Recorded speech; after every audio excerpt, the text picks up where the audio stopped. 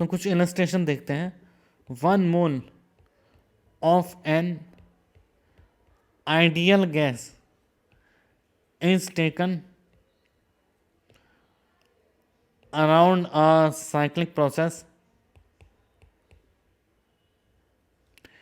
A, B, C, A as given in the figure. Calculate first work done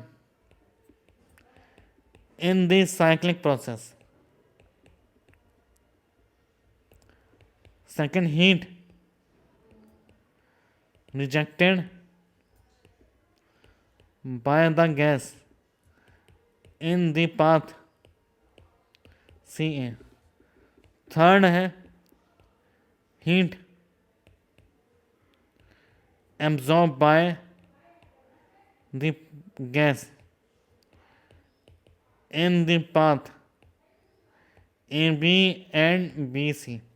And fourth, the maximum temperature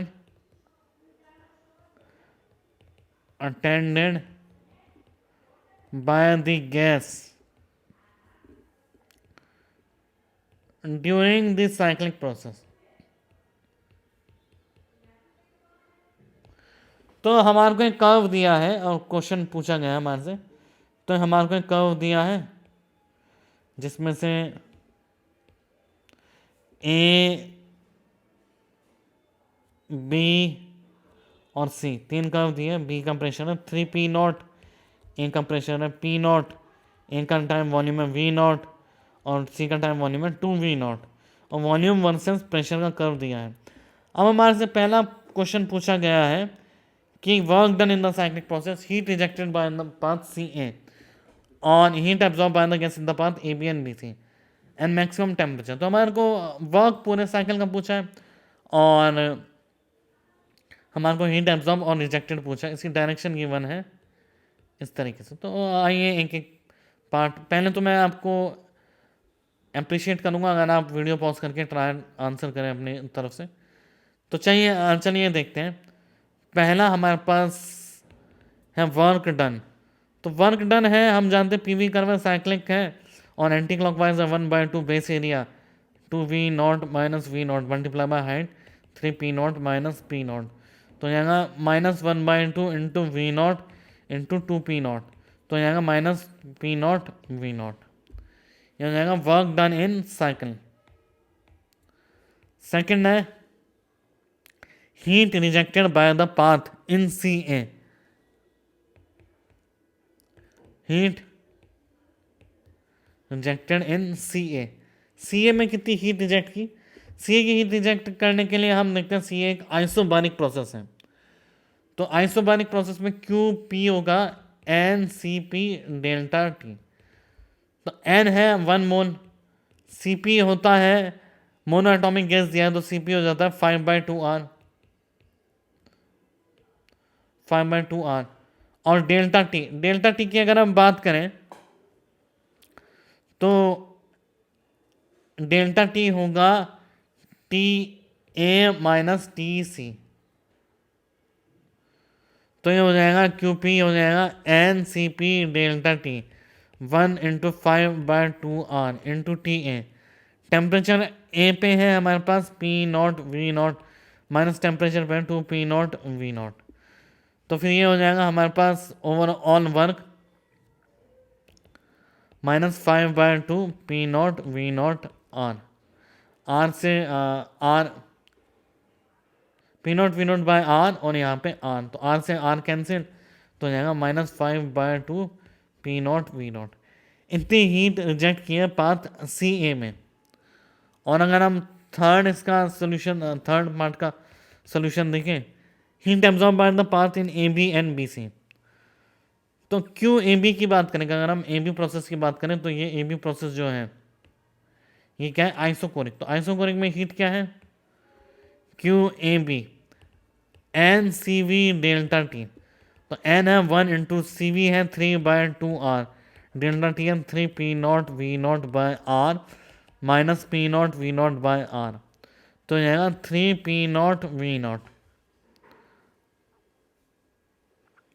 और अगर हम देखें Q in heat rejected by the path in B C path, तो B C कोई जर्नलाइज process नहीं है, तो कैसे करेंगे हम, delta E cycle first law लगा देंगे, फर्स्ट लॉ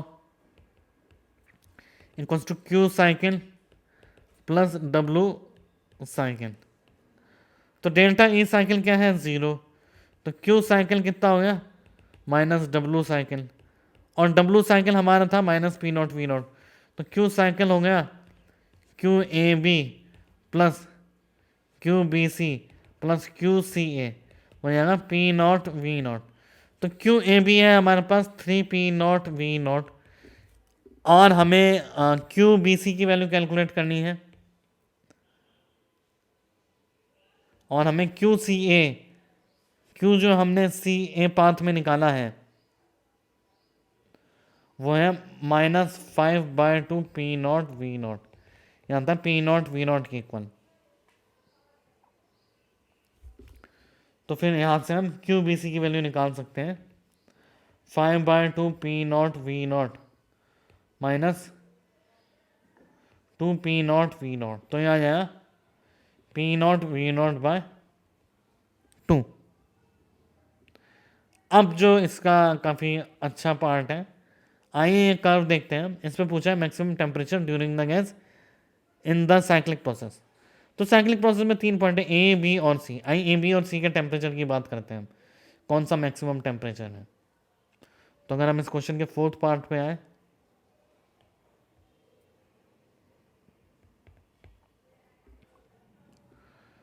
अगर हम इसके 4th पार्ट पे आए तो टी मैक्सिमम, अगर हम देखें temperature at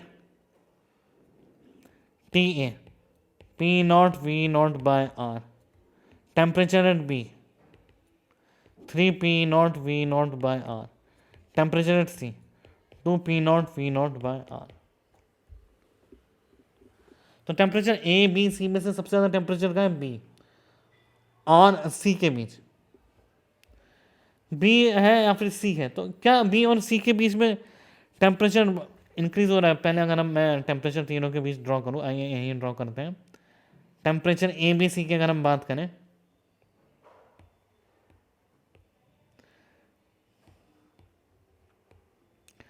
temperature at A, temperature at B, temperature at C, तो बी है हमारे पास 3p0 v0 बाय आर, और ये है 2p0 v0 बाय आर, ये है p0 v0 बाय, हमें पता है आइसोबैरिक या आइसोकोरिक प्रोसेस है ए सी एंड ए बी। तो फिर इसमें टेम्परेचर कंटिन्यूसली इंक्रीज होकर यहाँ तक पहुँच रहा है, यहाँ तक पहुँच रहा है। क्या बी और सी के बीच में, क्या बी और सी के बीच में कोई मैक्सिमम टेम्परेचर और कुछ हो सकता है। आइए इस वैल्यू को, आइए इसको कैलकुलेट करें। तो लेट से जो टेम्परेचर है ये बीच में मैक्सिमम पहुंचता है, जिसको हम कहते हैं टी मैक्स हो जाएगा P V max by N R. तो फिर टी मैक्स क्या होगा, टी मैक्स क्या होगा, एक और तरीके से टी मैक्स होगा P max into V by N are.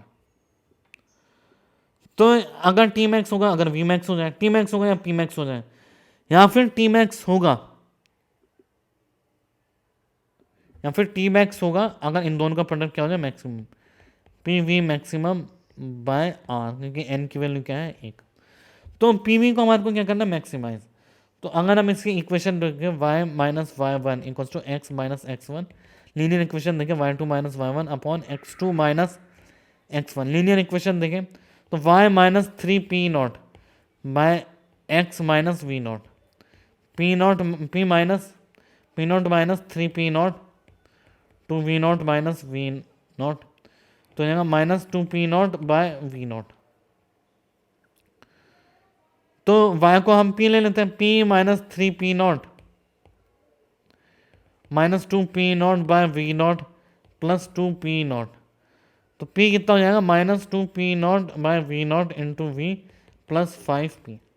ये हमारे पास पीवी इक्वेशन आ गई है। मतलब ये इक्वेशन क्या आई है हमारे पास, ये जो इक्वेशन आई है ये है हमारे पास लीनियर लाइन की इक्वेशन जो कि ए बी कर्व से है, लाइन की इक्वेशन जो कि बीसी कर्व की इक्वेशन है, बीसी लाइन की क्या है, इक्वेशन है हमारे पास। अब हमारे को इसको मैक्सिमाइज करना है कि भाई पी वी की value maximum, P versus V के बीच में सिंपल हमने इक्वेशन डाली है, सिंपल मैथमेटिक्स लगा के क्वाड्रेटिक इक्वेशन डाली है। अगर हमारे को ये मैक्सिमम हो जाए पी वी का, तो फिर P multiply by we maximum होने के लिए पहले हमारे को पी वी देखना पड़ेगा, पी इंटू वी क्या है, तो फंक्शन पी वी तो कितना हो जाएगा -2p0/v0 into we square plus 5p, ये पी वी है। अब पी वी को हमारे को मैक्सिमाइज करना है तो हम क्या करेंगे, D F function by D V, volume के रेस्पेक्ट में डिफ्रेंशिएट करेंगे, -4p0v/v0 प्लस 5p0, यहाँ p0 है एक चीज, यहाँ कॉन्स्टेंट है p0, 5p0 राइट। तो इसको मैक्सिमाइज करके क्या करनी है हमने, 0। तो वॉल्यूम की वैल्यू आई है हमारे पास 5/4v0, वॉल्यूम इधर जाएगा तो वॉल्यूम की वैल्यू क्या आएगी 5/4v0, तो ये वॉल्यूम मैक्सिमम आया। तो इससे p कितना आएगा, अगर वॉल्यूम है 2p0/v0 into 5/4v0 plus 5p0, ये v0 की वैल्यू हमने इक्वेशन 1 में डालनी, इक्वेशन 1 में, तो p की वैल्यू क्या आएगी, p की आएगी 5/2p0। अब आइए हमारे पास v की वैल्यू है, हमारे पास p की वैल्यू, इन दोनों को मल्टीप्लाई करके देखते हैं क्या वैल्यू आ रही है। p इंटू वी कितना आ रहा है, p इंटू वी मैक्सिमम जो वाला है, तो कितना आ रहा है 5/2p0, और v0 कितना आ रहा है 5/4v0, 25/8p0v0। क्या ये वैल्यू 3 से बड़ी है, 3p0v0 से, हाँ ये 3p0v0 से बड़ी है। तो हमारा मैक्सिमम टेम्परेचर क्या है 25/8p0v0/r, तो T मैक्सिमम कितना आ गया 25/8p0v0/r। काफ़ी अच्छा क्वेश्चन था, इस तरह के क्वेश्चन पूछे जा सकते हैं एडवांस में। तो एक और हम इस तरह का क्वेश्चन देखते हैं जो हमारे को समझ में और आएगा ढंग से, कि मैक्सिमम टेम्परेचर कैसे निकालें अगर कोई पॉलीट्रॉपिक प्रोसेस है। ये पॉलीट्रॉपिक प्रोसेस है जो हमने जनरलाइज सारे प्रोसेस पढ़े उनसे अलग है। 1 mole of an ideal gas is carried through a reversible cyclic process as given in the figure. Find out the maximum temperature attained by gas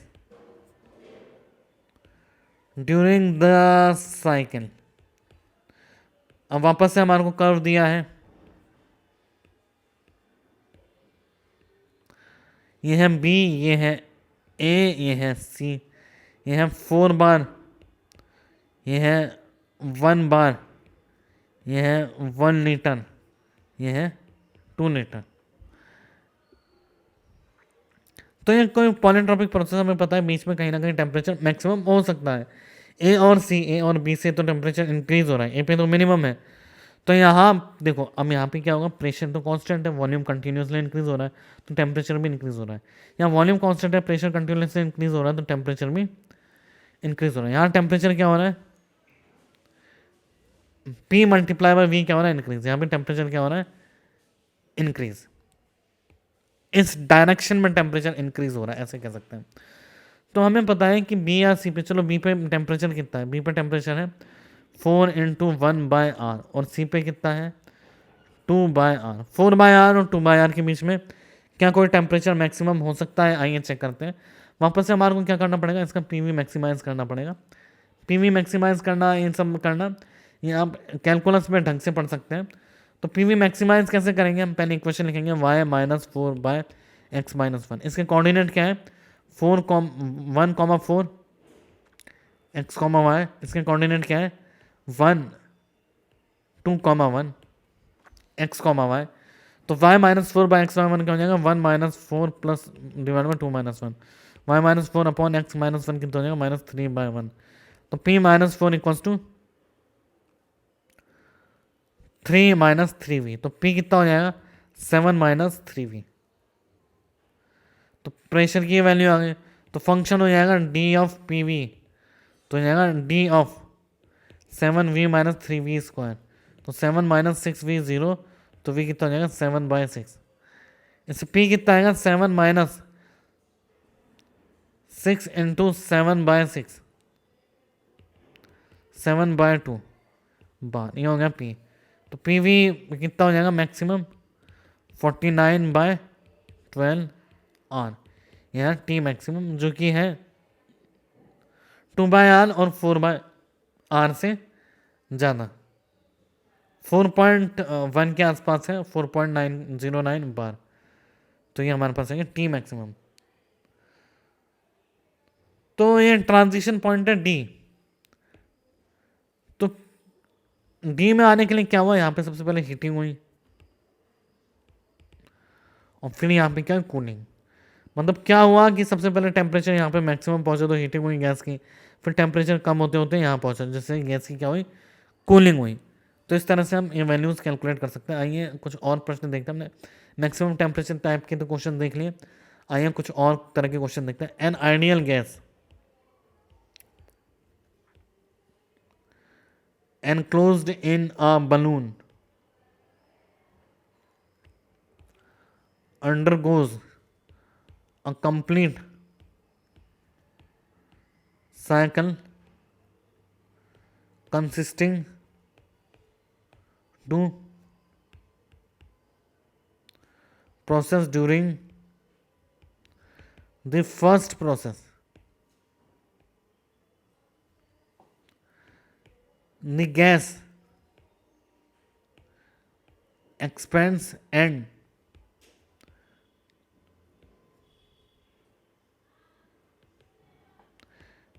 internal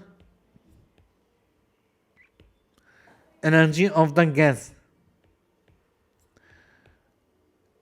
increases by 500 kilojoule and the gas is compressed during this second process and 700 kilojoule of heat is transferred to the system. How much work was done on the gas during compression process? तो एक gas है जो balloon के अंदर है, complete cycle 2 process में जा रही है। फर्स्ट प्रोसेस में क्या हो रहा है कि गैस क्या हो रही है expand, and internal energy of the gas increase by, gas expand की, इंटरनल एनर्जी इंक्रीज की delta E 500 kilo joule, and during the second process and compressed, अब दूसरे प्रोसेस में क्या हो रही है कंप्रेस हो रही है, एंड हीट, कुछ हीट रिलीज की, तो डेल्टा ई, तो वर्क डन क्यों कितना हुआ -700 जूल, 700 किलो जूल, हीट कितनी रिलीज हुई 700 किलो जूल, तो डेल्टा ई कितना होगा Q plus W, change in heat है। अगर इसने इतनी हीट, अगर उसने, हम जानते हैं डेल्टा ई साइकिल क्या होता है 0, तो अगर उसने 500 किलो जूल हीट गेन की है तो कंप्रेशन में -500 हो जाएगा, क्योंकि साइकिल में तो 0 होता है, इनिशियल स्टेज पे वापस आ जाएगा। और क्यू कितना है कंप्रेशन में 700 प्लस डब्ल्यू, तो डब्ल्यू कितना होगा 200 किलो जूल। बहुत सिंपल सा क्वेश्चन है एक स्टेटमेंट में। आइए इसी तरह का एक और क्वेश्चन देखते हैं। Methane gas is present in a closed container, undergoes a complete cycle consisting of two processes. The gas expands and internal energy of the gas decreased by 500 kilojoule. The gas is compressed during the second process and 100 kilojoule of heat is transferred from the system. How much work was done during compression process? तो आइए question देखते हैं। Methane is present in a close container. जो methane है वो है close container में। Undergoes a complete cycle by consisting two process. दो प्रोसेस हो रहे हैं। The gas expand internal energy decrease by, gas expand हो रही है तो डेल्टा ई कितना हो रहा है इसमें, डेल्टा ई हो रहा है -500। And the gas compress during the heat is transfer, वापस से कंप्रेस हो रही है और heat is transfer from the system minus. Same question है, डेल्टा ई कितना है, डेल्टा ई एक्सपेंशन था -500 किलो जूल, तो डेल्टा ई कंप्रेशन होगा 500 किलो जूल। तो 500 इक्वल्स टू -100 प्लस डब्लू, तो डब्लू कितना हो जाएगा 600 किलो जूल।